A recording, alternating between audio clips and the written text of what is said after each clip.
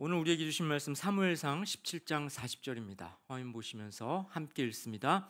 손에 막대기를 가지고 시내에서 매끄러운 돌 5을 골라서 자기 목자의 제구 곧 주머니에 넣고 손에 물매를 가지고 블레셋 사람에게로 나아가니라. 아멘. 오늘 살펴볼 말씀은 우리가 익히 잘 알고 있는 다윗과 골리앗이 싸운 이야기인데요. 교회를 오래 다닌 분들이라면 너무나 익숙하게 여겨질 이야기죠. 아이, 저 진부한 얘기로 또 뭘 우리에게 하려고, 이런 생각이 드실지도 모르겠습니다. 아니, 기독교 신앙이 없는 사람들도 다윗과 골리앗은 어렴풋이 압니다. 절대 강자와 절대 약자의 대결, 그리고 약자가 거두는 극적인 승리, 이런 식으로 이 이야기를 알고 있는 것 같은데요. 그런데요, 이 이야기에서 우리가 간과하고 있던 부분이 있습니다. 그게 뭔지 말씀을 통해 확인해 볼까요? 사무엘상 17장 40절, 그 다음 화면 띄워주시면, 다시 한번 읽어볼까요? 함께 읽습니다. 손에 막대기를 가지고 시내에서 매끄러운 돌 5을 골라서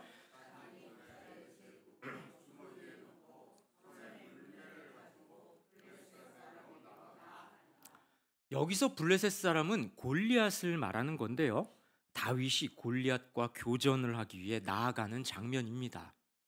익히 알다시피 다윗은 돌팔매로 돌을 던져서 골리앗에게 명중시킵니다. 그럼으로써 이 싸움을 이기죠. 그거 모르시는 분은 아마 이 자리에는 안 계실 것 같은데요.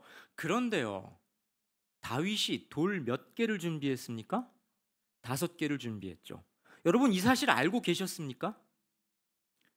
보통 다윗이 한 번의 돌팔매질로 골리앗을 쓰러뜨렸다는 것은 잘들 아십니다. 그런데요, 5개의 돌을 준비했다는 건 잘 모르시는 것 같아요. 성도 여러분, 다윗은 왜 5개의 돌을 준비했을까요? 자기가 던진 돌이 빗나갈까봐 여분의 돌을 준비했을까요? 아무리 돌팔매질에 능숙한 다윗이더라도 혹시 모르는 일이니까 여분을 준비한 걸까요? 그렇다고 하기엔 좀 모양 빠지지 않습니까? 한 방에 딱 맞춰야 이게 뭔가 얘기가 근사할 텐데. 자, 그 이유가 무엇일까요? 사무엘 하를 보면 알 수 있습니다. 말씀 함께 읽어봅시다. 블레셋 사람이 다시 이스라엘을 치거늘 다윗이 그의 부하들과 함께 내려가서 블레셋 사람과 싸우더니 이 4사람 가드의 거인족의 소생이 다윗의 손과 그의 부하들의 손에 다 넘어졌더라. 그렇습니다. 블레셋에는 골리앗 말고도 4명의 거인 장수들이 더 있었습니다. 아마도 골리앗을 비롯해 5명의 장수들이 블레셋 군대를 이렇게 나눠서 이끌고 있었던 것 같은데요, 다윗은 이 5을 다 죽이겠다고 결심하고 돌을 5개 준비했던 겁니다. 나 혼자서 블레셋의 5 거인 장수들과 다 맞서 싸우리라. 내친 김에 이 이방 족속의 우두머리들, 여호와를 멸시하는 이 패역한 자들을 멸절하리라, 이렇게 생각했던 겁니다. 아니, 도대체 다윗에게는 목숨이 몇 개라도 됐다는 말인가요? 골리앗만 두려운 존재는 아니었을 겁니다. 말씀을 보세요. 골리앗을 위시한 나머지 4명의 장수들 모두 거인족이었다지 않습니까? 어떤가요? 대단한 용기죠. 그런데요, 이 용기는 만용이 아니라 믿음입니다. 말씀을 이어서 볼까요? 17장 40절 말씀 다시 한번 읽겠습니다. 다윗이 블레셋 사람에게 이르되 너는 칼과 창과 단창으로 내게 나아오거니와 나는 만군의 여호와의 이름 곧 내가 모욕하는 이스라엘 군대의 하나님의 이름으로 내게 나아가노라. 골리앗은 여호와의 이름을 모욕하면서 싸움을 걸어왔습니다. 다윗은 골리앗이 모욕하던 여호와의 이름으로 맞서죠. 골리앗의 무기는 칼과 창과 단창이지만 다윗의 무기는 만군의 여호와의 이름입니다. 이게 무슨 뜻일까요? 이름이란 그 대상을 설명해 줍니다. 그러니 여호와의 이름은 여호와 하나님이 어떤 분인지를 말해주죠. 그분이 어떤 분인데요? 당신의 뜻대로 행하는 자는 반드시 이기게 하시는 분 아닙니까? 여호와 하나님의 이름을 의지하며 나아가면 승리한다는 걸 다윗은 믿었던 겁니다. 이런 다윗의 신앙은 훗날 시편을 통해 이렇게 고백되는데요. 시편 114편 8절 말씀 함께 읽습니다. 우리의 도움은 천지를 지으신 여호와의 이름에 있도다. 그렇습니다. 하나님의 이름을 의지하는 자, 다시 말해 하나님을 멸시하는 이방 민족을 응징하겠다는 하나님의 뜻에 합한 행동을 하는 자신을 하나님께서는 도와주시고 그럼으로써 승리할 것을 다윗은 믿었던 겁니다. 객관적인 전력이 비록 열세일지라도 하나님의 뜻대로 행하고자 전투에 나서는 자에게 하나님께서는 당신의 능력으로 승리를 주시는 분임을 믿었던 거죠. 앞서 봤던 사무엘상 17장 45절 말씀 다시 한번 볼까요? 함께 읽습니다. 다윗이 블레셋 사람에게 이르되 너는 칼과 창과 단창으로 내게 나아오거니와 나는 만군의 여호와의 이름 곧 내가 모욕하는 이스라엘 군대의 하나님의 이름으로 내게 나아가노라. 여러분, 골리앗이 저지른 가장 큰 잘못이 뭡니까? 골리앗은 왜 다윗에게 응징을 당해야 했나요? 여호와 하나님의 이름을 모욕했기 때문이죠. 그래서 다윗이 의로운 분노를 품은 건데요. 다윗이 골리앗을 죽이겠다고 달려든 건 하나님의 명령에 충실한 행동이었습니다. 레위기 말씀 볼까요? 함께 읽습니다. 여호와의 이름을 모독하면 그를 반드시 죽일지니 온 회중이 돌로 그를 칠 것이니라. 거류민이든지 본토민이든지 여호와의 이름을 모독하면 그를 죽일지니라. 여호와의 이름을 모독하면 그를 죽일지니라. 그렇습니다. 하나님께서는 당신의 이름을 모독하는 자는 죽이라고 명령하셨습니다. 그러니 다윗의 행동은 하나님께 대한 순종이었습니다. 순종하는 자에게 하나님께서 승리 주실 것을 굳게 믿는 믿음의 행위였죠. 성도 여러분, 여러분은 어떻습니까? 이 악한 세상에서 하나님께 대한 신앙을 지키려면 우리는 세상과 싸울 수밖에 없습니다. 하나님을 부인하고 하나님의 이름이 모욕을 당하는 이 불의한 세상 속에서 올곧게 신앙을 지키려면 세상과 친할래야 친할 수가 없죠.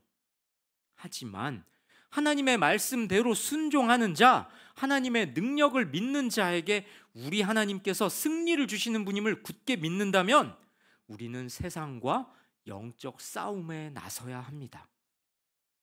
그런데요, 골리앗의 위용이 얼마나 무시무시했을까요? 앞서 봤던 사무엘상 17장 45절 말씀 자꾸 보는데요. 다시 한번 볼까요? 함께 읽읍시다. 다윗이 블레셋 사람에게 이르되 너는 칼과 창과 단창으로 내게 나아오거니와 나는 만군의 여호와의 이름 곧 내가 모욕하는 이스라엘 군대의 하나님의 이름으로 내게 나아가노라. 골리앗의 무기가 뭐였습니까? 칼과 창과 단창이었다고 하네요. 그런데요, 당시 이스라엘 군대는 제대로 된 칼도 부족했습니다. 아마 집에서 쓰던 농기구나 연장 이런 것들을 집어들고 군대랍시고 집결했을 겁니다.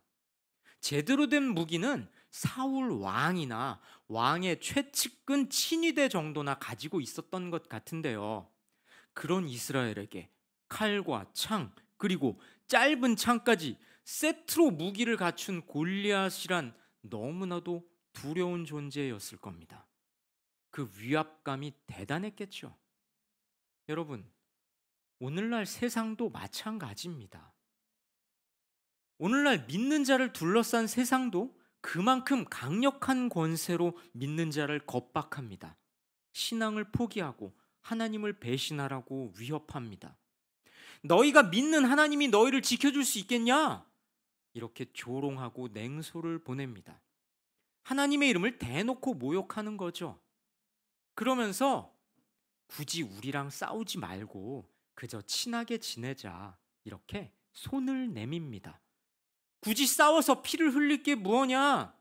우리 편에 서면 안전이 보장될 것이다. 세상에서 형통하게 될 거다. 우리랑 친하면. 이렇게 달콤한 목소리로 세상은 우리를 유혹하기도 합니다. 그런데요, 그런 유혹에 직면할 때마다 우리는 이 말씀을 기억해야 합니다. 화면 보시고 다음 말씀 함께 읽습니다.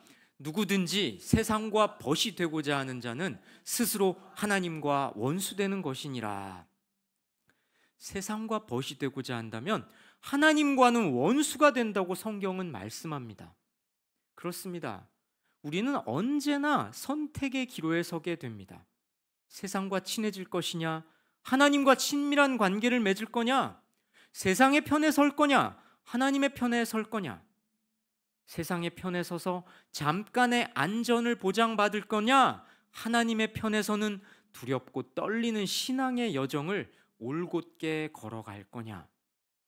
성도 여러분, 어느 편에 서시겠습니까? 골리앗처럼 두려운 세상 앞에 굴복하시겠습니까? 당장 눈에 보이지 않는 하나님의 능력과 승리 주심을 믿고 따르겠습니까? 다시 다윗에게 돌아올까요? 17장 46절 말씀 함께 읽습니다. 오늘 여호와께서 너를 내 손에 넘기시리니 내가 너를 쳐서 내 목을 베고 블레셋 군대의 시체를 오늘 공중의 새와 땅의 들짐승에게 주어 온 땅으로 이스라엘의 하나님이 계신 줄 알게 하겠고. 그렇습니다. 다윗이 승리하면 어떤 결과가 뒤따릅니까? 온 땅으로 이스라엘의 하나님이 계신 줄 알게 하겠고. 온 세상이 이스라엘의 하나님이 계신 것을 알게 된다는 겁니다. 이게 무슨 뜻입니까? 여호와의 이름을 드높이고자 악과 맞서는 자는 하나님께서 이기게 하신다는 겁니다. 그럼으로써 그리고 그 이김을 통해 세상은 하나님이 그의 편에 계시다는 걸 알게 된다는 겁니다. 성도 여러분, 우리가 하나님의 영광을 위해 두려움을 무릅쓰고 영적 전투에 나선다면 우리 하나님께서는 승리를 주신다는 사실을 믿으시기 바랍니다. 우리 하나님께서는 말씀에 순종하는 자, 말씀대로 행하는 자, 말씀을 믿고 두려움을 떨치는 자에게 승리를 주시는 분입니다. 그리고 그 승리는 온 세상으로 하여금 하나님이 살아계셔서 믿는 자의 편에 서서 역사하신다는 사실을 증명하게 될 겁니다. 여러분, 이 사실을 믿으시고 다윗처럼 골리앗과 같은 세상과 맞서 싸우시기 바랍니다. 다윗은 이렇게 말합니다. 47절 말씀 함께 읽습니다. 또 여호와의 구원하심이 칼과 창에 있지 아니함을 이 무리에게 알게 하리라. 전쟁은 여호와께 속한 것인즉 그가 너희를 우리 손에 넘기시리라. 여러분, 이 말씀이 의미심장한데요, 여호와의 구원하심이 칼과 창에 있지 아니함을 이 무리에게 알게 하리라. 하나님께서는 칼과 창을 가진 자가 아니라 칼과 창을 가진 자가 이기게 하시는 게 아니라고 합니다. 여기서 칼과 창이란 세상의 권세를 상징하는데요, 세상의 권세란 칼이나 창처럼 물리적인 것, 육적인 것, 눈에 보이는 것, 그런 것들을 말하는 거고요. 오늘날로 치면 돈, 권력, 쾌락, 이런 것들이겠죠. 당장 눈에 보이고 당장 도움이 될 것 같고 당장 우리에게 기쁨을 주는 것들이죠. 우리 하나님께서는 그런 것들 쫓는 자, 그런 것들을 의지하는 자에게 관심이 없으십니다. 하나님의 뜻에 순종하는 자, 하나님께서 승리 주심을 믿고 영적 전투에 나서는 자에게 승리를 주십니다. 전쟁은 여호와께 속한 것이기 때문이죠. 성도 여러분, 여러분은 어떻습니까? 성경은 분명히 여호와의 구원하심이 칼과 창에 있지 않다고 말씀합니다. 그럼에도 자꾸만 칼과 창을 가지려 하지 않습니까? 자꾸만 세상에서 힘을 가지려 하고 세상에서 높아지려 하고 재물이 나를 지켜줄 것 같으니 더 모으려 하고 그것으로 위안을 얻고 내 안전을 보장받으려 하지 않습니까? 하지만 성경은 분명히 말씀합니다. 여호와의 구원하심이 칼과 창에 있지 않다. 성도 여러분, 칼과 창을 추구하다가 하나님이 내리시는 칼과 창을 맞으면 어떡하실 겁니까? 하나님의 방식이 세상의 기준으로는 미약해 보이고 보잘것없어 보일 때가 있지만 하나님께서는 그것으로 우리에게 승리를 주시는 분입니다. 그러니 우리는 돈과 권력으로 이기려 해서는 안 됩니다. 그건 세상의 방식이니까요. 하나님의 방식이며 하나님을 드러내는 방식, 세상의 기준으로는 미련하고 미약해 보이는 말씀을 던지는 방식으로 이 세상의 권세와 맞서야 하는 것이죠. 다윗이 골리앗을 향해 물맷돌을 던졌다면 우리는 세상을 향해 말씀을 던져야 하는 겁니다. 말씀은 폐부를 찌르고 골수를 쪼갭니다. 복음에는 능력이 있어서 어떤 적도 능히 쓰러뜨리는 강력함이 있지요. 우리가 말씀대로 순종하고 순종하는 모습을 세상에 보임으로써 말씀을 드러낼 때 그것이 바로 세상을 향해 말씀을 던지는 겁니다. 그리할 때 다윗이 돌 5개를 준비했던 것처럼 우리는 세상의 그 어떤 적들도 다 맞서 싸워 이겨내겠다는 믿음을 하나님께 보여드리게 되는 것이죠. 우리 하나님께서는 그런 우리의 믿음을 보시고 우리에게 승리를 주시며 또한 당신이 영광을 받으십니다. 다윗의 머릿속에 5명의 블레셋 거인 장수들이 있었다면 오늘날 세상에는 5이 아니라 500, 5천의 악한 권세들이 득세합니다. 그들은 우리 믿는 자들을 애워싸고 또 애워쌉니다. 이래도 너희가 신앙을 지키겠다고? 이제 그만 우리에게 투항하지? 그거 좋은 게 좋은 거 아니겠냐? 이렇게 회유하면서 말이죠. 때로는 좋은 것들을 내밀면서 우리를 꼬드깁니다. 우리를 따르면, 우리와 함께 가면 이 세상에서 잘 먹고 잘 살게 될 거라고 하면서 말이죠. 그러니 신앙은 적당히 어느 정도껏 눈치껏 지키고 세상과 타협하면서 한 번뿐인 인생 즐겁게 살라고 합니다. 우리를 애워싼 세상의 권세는 그렇게 우리에게 손을 내밉니다. 그런데요, 우리는 그럴 때마다 다윗의 이 고백을 상기해야 합니다. 시편 118편 11절 말씀 함께 읽습니다. 그들이 나를 애워싸고 애워쌌으니 내가 여호와의 이름으로 그들을 끊으리로다. 그렇습니다. 다윗은 골리앗을 물리쳤을 때에도, 이후 사울에게 쫓길 때에도, 왕이 되고 나서 대적자들과 상대할 때에도 언제나 여호와의 이름을 의지했습니다. 성도 여러분, 이 고백이 여러분의 고백이 되기 바랍니다.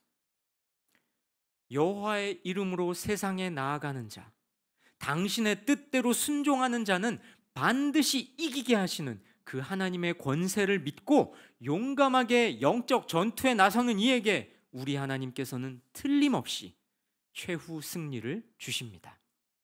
여호와의 이름을 의지하여 전투에 나선 다윗이 하나님의 능력과 승리 주심을 믿었던 것처럼 상황을 초월해서 하나님을 의지하며 불가능한 상황의 배후에 계시는 하나님의 주권을 믿는 자에게 하나님은 승리 주시는 분임을 믿으시기 바랍니다. 이 말씀 가슴에 새기시고 오늘 하루도 각자의 삶의 자리에서 치열한 영적 싸움을 싸우시고 하나님께서 승리 주셨음을 고백하는 멋진 삶의 여정 보내시기를 주님의 이름으로 축복하고 권면합니다. 우리 찬양하시고